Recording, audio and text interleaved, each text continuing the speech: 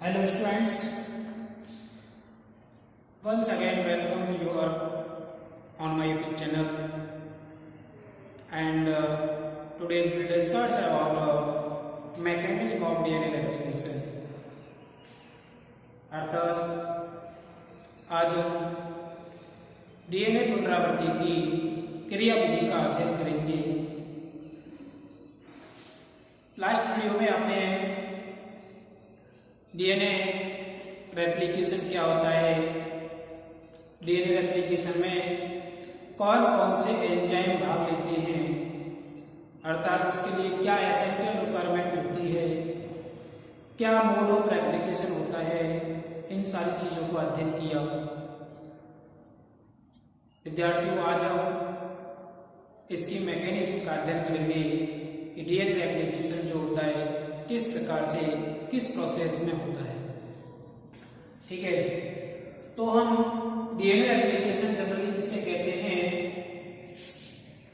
DNA से DNA बनने की प्रक्रिया को, डीएनए से डीएनए बनने की प्रोसेस जो होती है उसको हम क्या कह रहे हैं, डीएनए रेप्लिकेशन कहते हैं। डीएनए कैसी संरचना होती है, दोहरी कुंडली संरचना होती है। देखिए इस तरह की,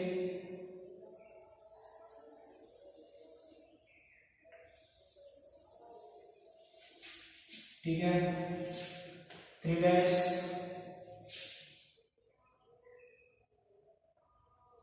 5 डैश 5 डैश 3 डैश। एक स्ट्रैंड 3 डैश टू 5 डैश होता है। इसकी जो पोलैरिटी 3 डैश 5 डैश का मतलब क्या है, ध्रुवता से है। तो इसमें दोहरी कुंडली संरचना है, दोनों कुंडलों में क्या पाई, ध्रुवता पाई जाती है। ये वाला कुंडल 3 डैश टू 5 डैश है, ये 5 डैश टू 3 डैश है। इनके मध्य क्या उपस्थित है, नाइट्रोजन क्षारक उपस्थित होते हैं। आपस में जो ये दोनों श्रृंखला जुड़ी होती है नाइट्रोजन क्षारक की तरफ में रहती है।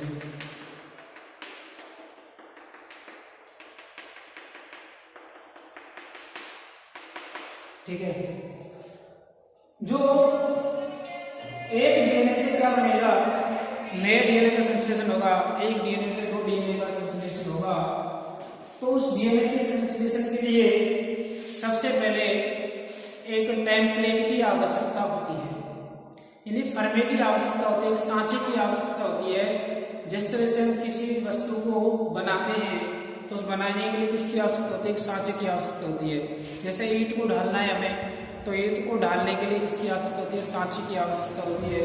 ठीक इसी प्रकार यहाँ पे डीएनए रेप्लिकेशन की बात करें हम यदि, तो डीएनए रेप्लिकेशन के दौरान जो डीएनए के दोनों स्ट्रैंड हैं, एक स्ट्रैंड दोनों स्ट्रैंड, यदि दोनों स्ट्रैंड जो है दोनों स्ट्रैंड किसकी तरह कार्य करते हैं, टेम्पलेट की तरह कार्य करते हैं।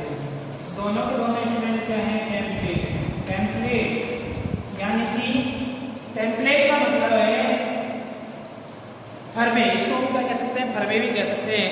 अर्थात ये स्ट्रैंड जो होते हैं डीएनए रेप्लिकेशन में भाग लेते हैं।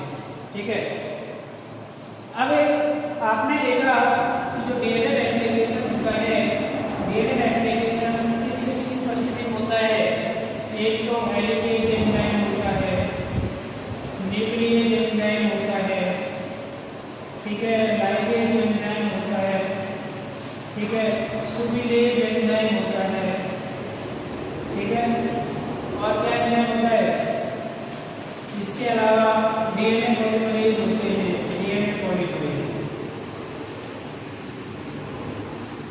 ठीक है, अब हम बात करें कि जो डीएनए रेप्लिकेशन की प्रोसेस होती है, डीएनए रेप्लिकेशन कहाँ से स्टार्ट हो, कौन सी जगह से स्टार्ट हो।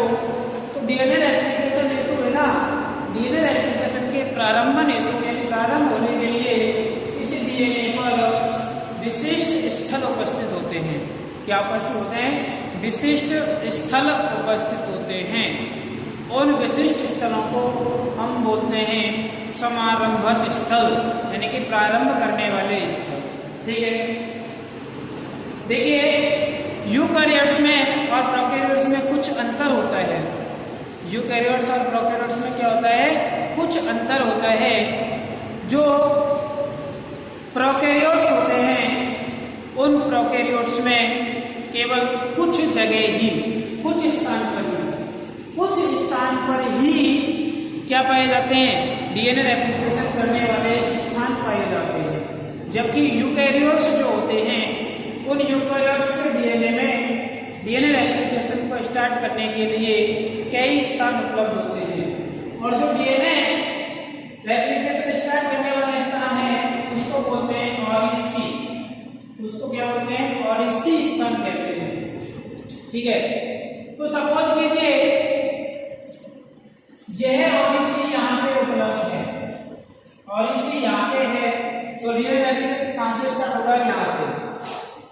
तो जो यूकैरियोट्स होते हैं, यूकैरियोट्स में डीएनए रेप्लिकेशन कहीं से भी प्रारंभ हो सकता है, बहुत सारे ऑरिसी होते हैं, जबकि प्रोकैरियोट्स में कैसा होता है, विशिष्ट होता है, किसी एक निश्चित जगह पर ही ऑरिसी पाया जाता है जहाँ से डीएनए रेप्लिकेशन की प्रक्रिया स्टार्ट होती है। तो इस ऑरिसी पर सबसे पहले क्या एंजाइम जुड़ता है, आगे हेलिकेज एंजाइम आगे जुड़ेगा यहाँ पे। ये जो ऑरिसी था उसको मैं नीचे लिख देता हूँ, ये क्या है, ऑरिसी, ऑरिसी यानी कि यह प्रारंभिक स्थल है जिस पर सबसे पहले क्या आगे जुड़ेगा, हेलिकेज एंजाइम आकर के जुड़ेगा। हेलिकेज के साथ साथ क्या होगा, न्यूक्लियस एंजाइम जुड़ेगा। ठीक है, तो यहाँ पे ये हेलिकेज एंजाइम जुड़ा, हेलिकेज, और ये हेलिकेज एंजाइम क्या करेगा, डीएनए की श्रृंखला को अनवाइंड करेगा, खोलेगा। ठीक है, तो ये श्रृंखला जो है इस तरह से खुल जाएगी। देखिए जब क्या हेलिकेज एंजाइम इस पर क्रिया करता है तो यह श्रृंखला इस तरह से बन जाती है।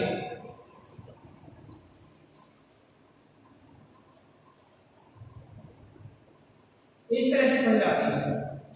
ठीक है, ये इसका क्या है, ये नाइट्रोजन क्षारक है।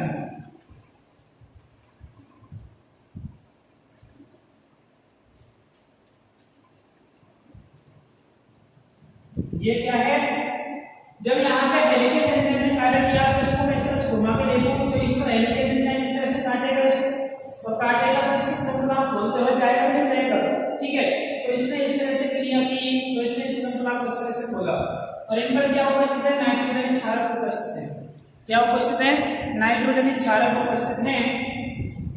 तो ये नाइट्रोजन क्षारक जो होते हैं, जब हेलिकेज एंजाइम श्रृंखला का टूटना होता है तो इस श्रृंखला को तोड़ने के लिए 2 एटीपी की ऊर्जा की आवश्यकता होती है। कितनी ऊर्जा की आवश्यकता होती है, 2 एटीपी ऊर्जा की आवश्यकता होती है।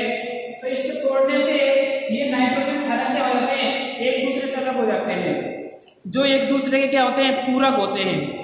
एक दूसरे के पूरक होने के कारण ये दोनों एक दूसरे के पूरक होंगे ना, क्योंकि एडेनिन है तो यहाँ पे क्या पाया जाएगा, थाइमिन तो पाया जाएगा, ऐसा दोनों आपस में जब जुड़ेंगे तो इन दोनों के एक दूसरे के पूरक होने के कारण इन नाइट्रोजन क्षारकों में इस प्रकार का परस्पर आकर्षण बल पाया जाता है कि पुनः से ये कुंडल बना करके आपस में जुड़ने का प्रयास करते हैं।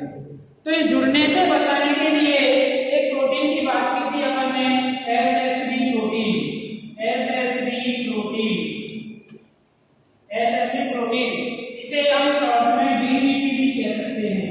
बीबीपी एसएसबी मतलब सिंगल स्ट्रैंड बाइंडिंग प्रोटीन या डीएनए बाइंडिंग प्रोटीन। बीबीपी का मतलब क्या है, डीएनए बाइंडिंग प्रोटीन।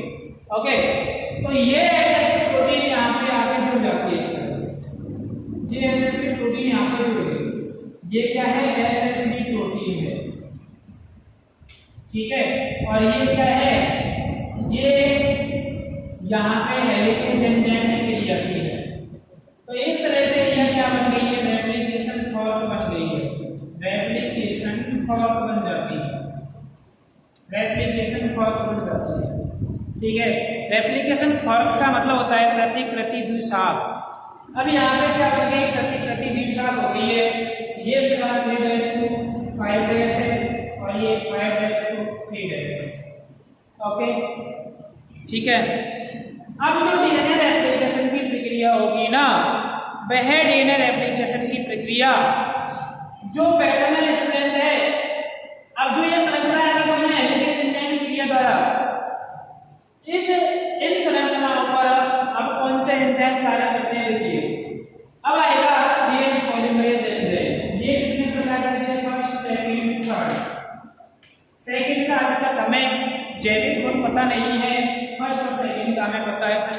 करता है, ठीक है, वो क्या कार्य करेंगे देखते हैं अपन आगे चल के।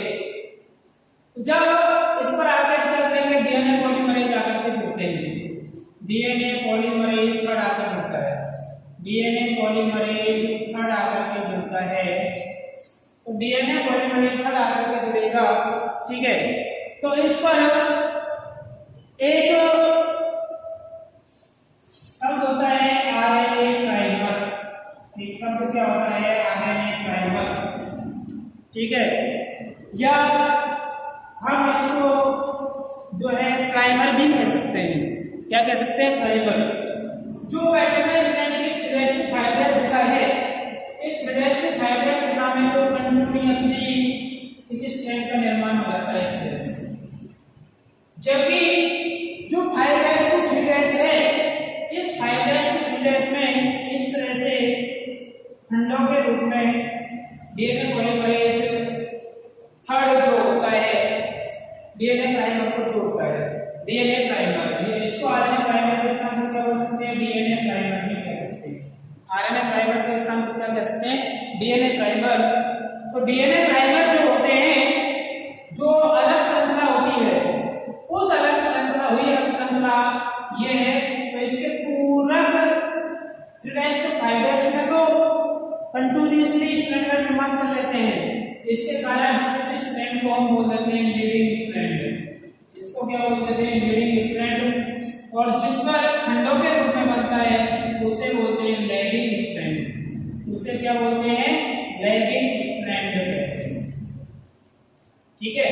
तो डीएनए पॉलीमरेज एंजाइम की उपस्थिति में जो अलग श्रृंखलाएं होती हैं, उन अलग हुई श्रृंखलाओं पर डीएनए प्राइमर आकर के जुड़ते हैं। किस एंजाइम की उपस्थिति में, डीएनए पॉलीमरेज थर्ड की उपस्थिति में।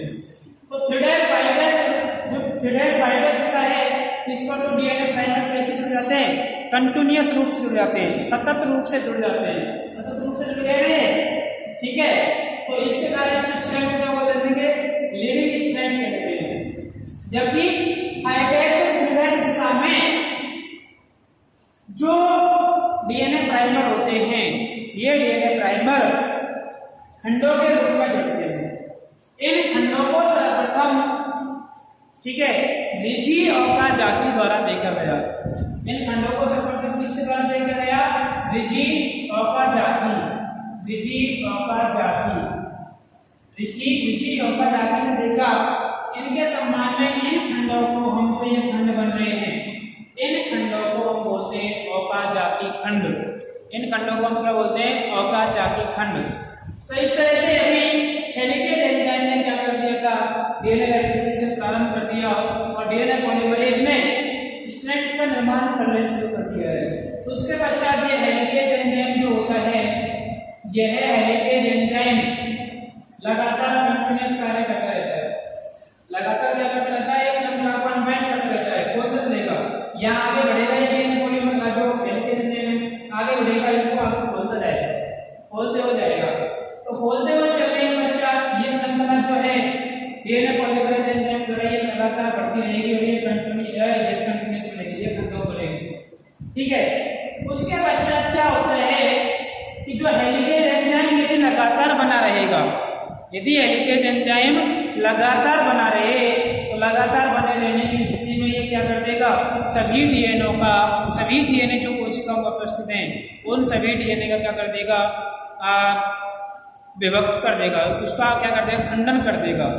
तो इसके लिए आपको रोकने के लिए एक एंजाइम पाया जाता है, इसका नाम होता है DNA polymerase first, DNA polymerase प्रथम। डीएनए पॉलीमरेज प्रथम इस हेलिकेज एंजाइम की क्रियाशीलता को संदमित कर देता है। जब इस एंजाइम हेलिकेज एंजाइम की क्रियाशीलता संदमित हो जाएगी, तो डीएनए श्रृंखला को आगे अनबाइंड नहीं करेगा। तो इस तरह से इसका क्या हो गया, टर्मिनेशन हो गया, ठीक है। उसके पश्चात क्या होता है कि जब इसका टर्मिनेशन हो जाता है, तो जो ये ओकाजाकी खंड बने हुए हैं, जो ये ओकाजाकी खंड बने हुए हैं, ये लाइगेज एंजाइम की उपस्थिति में, किस एंजाइम की उपस्थिति में, डीएनए लाइगेज एंजाइम की उपस्थिति में क्या हो जाते हैं, जुड़ जाते हैं, और जुड़ करके क्या बना लेते हैं, दो नए डीएनए बना लेते हैं। क्या क्या बना लेते हैं, 2 नए डीएनए बना लेते हैं। इस तरह से क्या हो जाता है, डीएनए रेप्लिकेशन हो जाता है। तो आपने इसको थोड़ा सा समझा। अब इसको हम देखते हैं, अच्छे ढंग से देखते हैं। देखिए दोबारा से एक बार रिपीट कर रहा हूं मैं कि जो यूकेरियोट्स होते हैं, यूकेरियोट्स में तो क्या है, कई जगह पर डीएनए रेप्लिकेशन हेतु प्रारंभन स्थल होते हैं, जबकि प्रोकैरियोट्स में केवल एक जगह होता है। तो यहाँ मान लीजिए ओरिजिन स्थल कहाँ पे, यहाँ पे है। तो हेलिकेज एंजाइम यहाँ पे आकर जुड़ गया। जब हेलिकेज एंजाइम यहाँ पे आके जुड़ जाता है तो इस तरह से वो डीएनए की श्रृंखला क्या कर देता है, तोड़ देता है। डीएनए की श्रृंखला क्या कर देता है, तोड़ देता है। तो इस तरह से ये तोड़ दिया है और तोड़ करके क्या है, ये प्रतिकृति द्विशाख बना देता है। ये क्या बन गई है, प्रतिकृति द्विशाख बन जाती है। ये प्रतिकृति द्विशाख बन गई, ठीक है। ये रेप्लिकेशन फॉर्म बन जाती है, रेप्लिकेशन फॉर्म। ये रेप्लिकेशन फॉर्म इस दौरान कैसी है, एक दिशीय है। इसके अलावा द्विदिशीय भी हो सकती है, जिनमें ओरिजिन कई होते हैं, जिसमें ओरिसी क्षेत्र कई होते हैं। उनमें यहाँ से भी डीएनए रेप्लिकेशन प्रारंभ हो सकता है, यहाँ से हो सकता है, यहाँ से हो सकता है। अर्थात दोनों दिशाओं में क्या हो सकती है, डीएनए की श्रृंखला अनबाइंड हो सकती है। परंतु यहाँ पर केवल एक जगह पर उपस्थित ओरिसी, एक जगह पर उपस्थित होने के कारण हेलिकेज एंजाइम ने इधर से डीएनए की श्रृंखला को तोड़ा, इधर से। तो इस तरह से एक दिशा में डायरेक्शनल बनी है। ये कौन सी हो गई, 3' to 5' हो गया, ये 5' to 3' हो गया, ठीक है। इस रेप्लिकेशन फॉर्म पर है ना क्या आकर के जुड़ती है, ये एसएसबी प्रोटीन आकर के जुड़ जाती है। एसएसबी प्रोटीन, यह क्या है, एसएसबी प्रोटीन है। यह एसएसबी प्रोटीन क्या होती है, जो ये नाइट्रोजन क्षारक लगे हुए हैं, इन नाइट्रोजन क्षारकों को आपस में जुड़ने से रोकती है, ठीक है। क्योंकि इनके मध्य क्या पाया जाता है, परस्पर आकर्षण बल पाया जाता है। यहाँ पे हेलिकेज एंजाइम है जो किधर काम कर रहा है, ऊपर से नीचे की तरफ कार्य कर रहा है, इस तरह से कार्य करता है और डीएनए की श्रृंखला को अनबाइंड करके चलता है, ठीक है। अब यहाँ पे इसके पश्चात क्या होगा, डीएनए पॉलीमरेज आकर के जुड़ेगा। इसके क्रिया के पश्चात क्या जुड़ेगा, DNA polymerase third, DNA polymerase third. DNA polymerase third क्या करेगा कि जो ये इस तरह से डीएनए की जो प्रतिकृति द्विशाख है, ठीक है, ये 3' to 5' है, ये 5' to 3' है। तो 3' to 5' दिशा में ना डीएनए पॉलीमरेज थर्ड 3' to 5' दिशा में, ये 3' to 5' दिशा है, उस दिशा में DNA polymerase third DNA primer को एक सतत श्रृंखला में जोड़ देता है, इस तरह से। जबकि जो 5' to 3' प्राइम होता है उसमें डीएनए प्राइमर को खंडों में जोड़ता है, इस तरह से डीएनए खंडों को खंडों के रूप में जोड़ता है।